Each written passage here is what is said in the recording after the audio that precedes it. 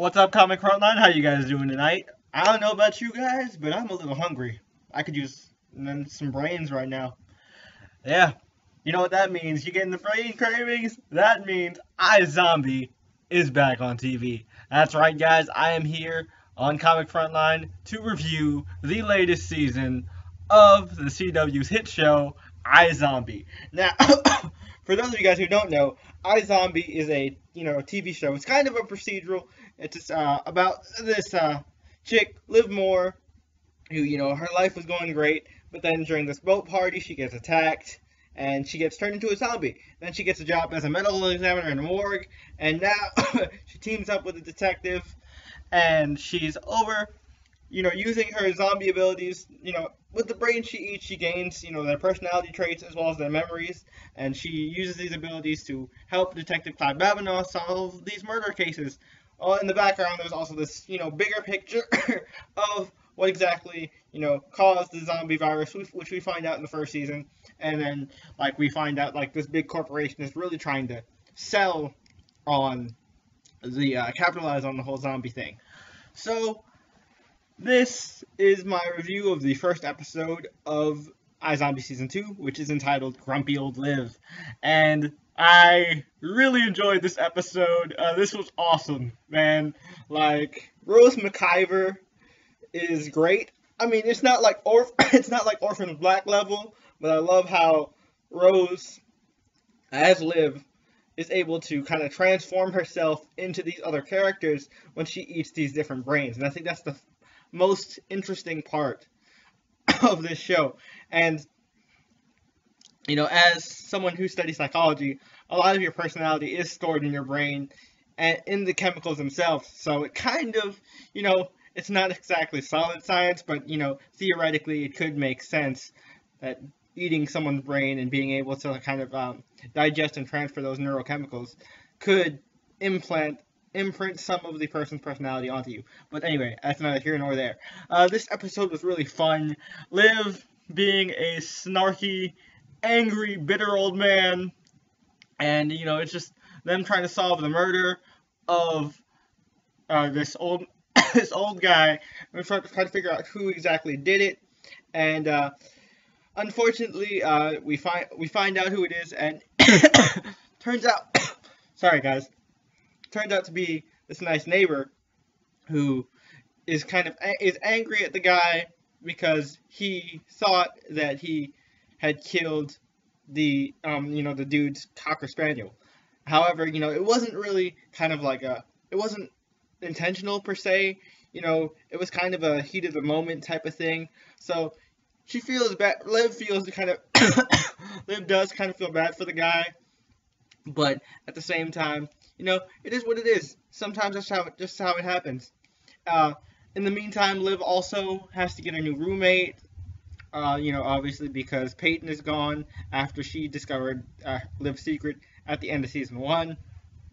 Now, this new roommate actually works for Max Rager, and that is actually how Max Rager is keeping tabs on Liv.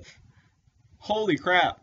And speaking of Max Rager and Liv, we find out that, Blaine, Liv investigates Blaine a little bit because they realize that the cure may be temporary, so they're trying to figure out how to get some more of that, cut utopium or whatever cut the utopium. So Blaine is investigating that. Blaine, ironically, is in the funeral business.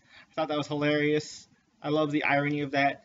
And, it looks like Blaine is trying to get into the utopian business himself. He's trying some 100% pure uncut utopium. So looks like he's still trying to raise his zombie army. And also, we find out that one of the side effects for Major is, well, for people who took the cure, Major included, because Major and Blaine are the only people that took the cure. One of the side effects is that Major has zombie senses, basically, where he can detect zombies. He kind of gets this, sixth sense whenever zombies are around, this kind of sense of fear. The hairs on his neck stand up and all that. And Max Rager actually blackmails Major Max Rager. Why did I say Max Major? Max Rager actually blackmails Major into kind of becoming Max Rager's zombie hitman in a sense, because since Major can detect these zombies, Max is trying to basically get rid of the zombies to kind of clean up the press for the Max Rager's energy drink, so that all that is fixed, and they can get back to sales and all that stuff. And he blackmails him, of course, by saying, we know of one zombie already, Liv more. We could start with her, or you could just do what we say and go after these zombies. So of course Major has to, of course, because he wants to protect Liv, he goes out and he starts killing zombies. And his first victim is this zombie dude who he actually worked, was one of his clients, because now Major's a personal trainer. And he kills that guy. And of course, at the end, we realize that the roommate that Liv has doesn't actually work for the IRS.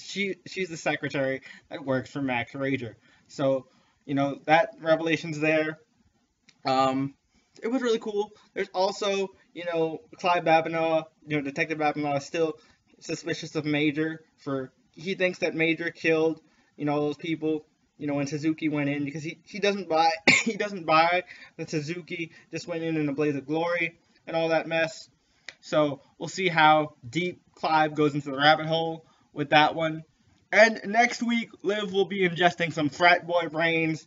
So prepare for binge drinking, one night stands, and just all around crazy, stupid, irrational college kid behavior. Woo! Yeah. I'm looking forward to the next episode. That'll be fun. But let me know what you guys thought about this episode in the comments below. I will be back on Frontline once again for another iZombie review next week. Let me know if you enjoyed this. I had a lot of fun. I always love iZombie, and I'm, always glad to help, cover more shows for Comic Frontline. Let us know if you enjoyed this by liking this video. As always, don't forget to tell me what you thought about this episode in the comments below. As always, don't forget to follow Frontline on Twitter and Facebook. Download Frontline Live on iTunes, and also remember that if you go to the Comic Frontline YouTube page, our members are listed on the side. If you like what I do on Frontline, I do the same thing on my channel. Definitely subscribe to my channel. I would really appreciate it. Until next time, guys, this is Mr. J from Mr. J's Comic Reviews for Comic Frontline, and I'll catch you guys later. Stay safe, and be careful with those brains. Protect them. A mind is a terrible thing to waste. Peace.